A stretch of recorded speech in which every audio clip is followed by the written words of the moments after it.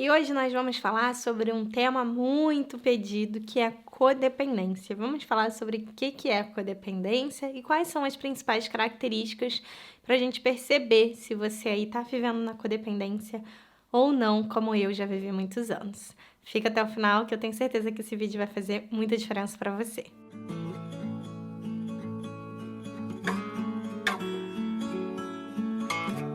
Eu já vou começar te dando uma super dica. Leia o livro Codependência Nunca Mais, se você se identificar com esse vídeo, né? Se você tiver alguma dessas características que eu vou falar aqui. É claro que existem muitos estudos, né? Aliás, muitos livros sobre isso. Eu estudo muito esse tema. Inclusive, a maioria dos livros sobre isso que eu já estudei, que eu já li, são em inglês. É em inglês, a maioria, né? Em inglês. Mas esse livro é em português e ele é muito, muito bom. Então, já quero te deixar essa dica valiosa, tá? Bom, a própria Mallory Beatty, que é a escritora desse livro, ela mesma diz que a definição da codependência, ela é muito nebulosa, assim. Ela não é muito clara. Por quê? Porque a codependência começou justamente no início, né? Quando esse termo foi trazido pela primeira vez, significava o quê?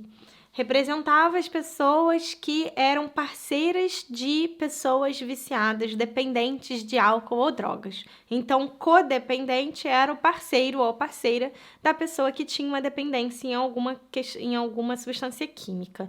Com o tempo, foi se percebendo que, na verdade, essa dependência ia além disso. Não era só, primeiro, em relação a pessoas que tinham algum tipo de dependência química, mas que a própria pessoa parceira ou parceiro também tinha suas próprias questões, não só de depender daquele outro, mas também tinha suas próprias questões, assim, compulsões e vícios também, só que diferentes.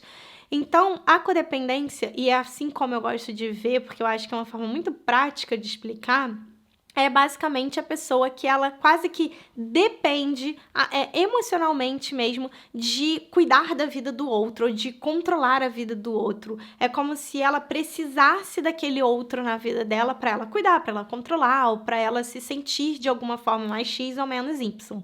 Então já vai observando se isso faz sentido, se isso tem acontecido ou já aconteceu com você. Comigo aconteceu durante muitos anos, eu vivi muitos anos a codependência sem a mínima ideia disso e foi preciso terapia, realmente muito autoconhecimento para descobrir sobre isso. E como eu gosto de estudar esses assuntos há muitos anos, desde muito nova, eu comecei a ler, fui lendo, fui me identificando. E ao me identificar primeiro, foi o que foi essencial para eu conseguir fazer uma caminhada rumo ao que a gente chama de recuperação. Essa transformação da codependência é, no fundo, uma recuperação. Porque a codependência, lembra? Ela também é como um vício. Então, se ela também é como vício, a gente precisa de alguns passos para a recuperação desse vício. Mas vamos ver agora as características principais de uma pessoa que está vivendo a codependência e você já vai observando se você se identifica com isso. Excesso de controle, excesso de ansiedade, excesso de não é autorresponsabilização, mas excesso de culpa mesmo. Ele pega a culpa para ele,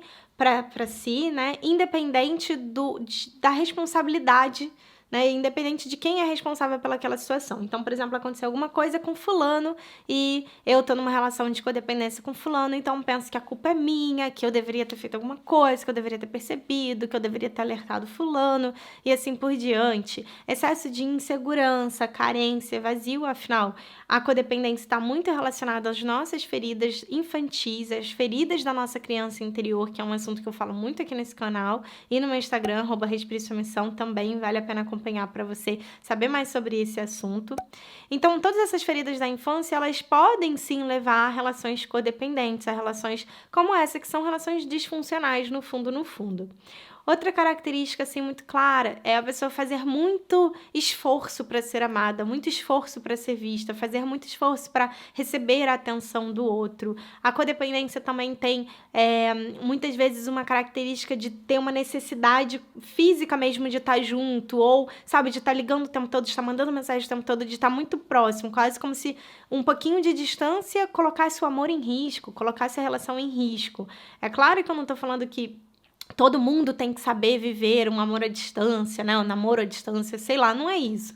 Mas um pouquinho de distância e privacidade são necessários em todas as relações. E geralmente a pessoa que está vivendo na codependência, ela tem muita dificuldade com isso. Ela perde o sono por causa das questões das outras pessoas, dos problemas alheios, ela tenta resolver as coisas para as pessoas antes mesmo das pessoas pedirem ajuda.